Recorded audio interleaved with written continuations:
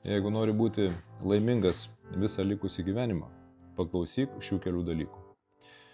Aš juos kažkada pats iš tikrųjų išgirdau, pradėjau taikyti ir tai visiškai pakeitė mano gyvenimą. O mintis pabaigoje man apskritai yra svarbiausia. Pirmas dalykas – neik ten, kur tavęs nevertina. Jeigu nuolat tik atiduodi save, o atgal negauni nieko, anksčiau ar vėliau liksi visiškai išsekęs ir nusivylęs. Apsupk save žmonėmis, kurie mato tavo vertę, o ne tais, kuriems tu esi patogus ir kurie tavimi naudojasi. Antras. Neaiškink nieko tam, kuris nenori tavęs girdėti. Jeigu žmogus nusprendė tavęs nesuprasti, tu jam nors ir 1000 kartų kartok, jis vis tiek tavęs neišgirs. Tik gadinsi savo nervus ir prarasi ramybę. Kartais yra geriau tiesiog patylėti. Patikėk, tyla stipriau už bet kokį aiškinimą. Trečias. Nesivaikyk to, kas iš tavo gyvenimo išėjo.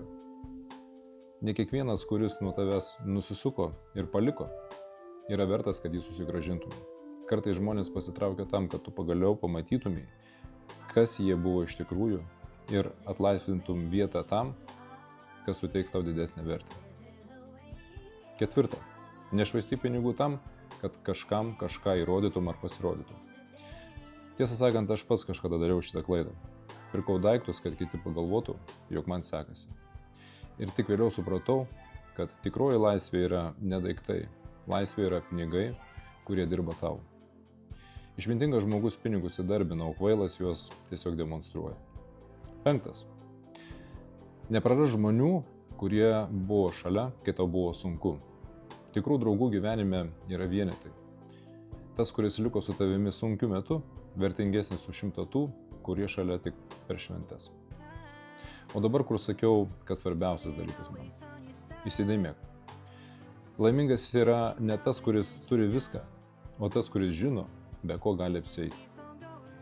Saugok savo ramybę, žinok savo vertę. Nemažink savęs ir neleis to daryti kitiem.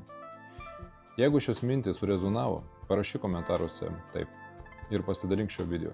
Galbūt yra žmogus tavo aplinkoje, kuris dabar laukia šitų žodžių. Siunčiu tau šviesos.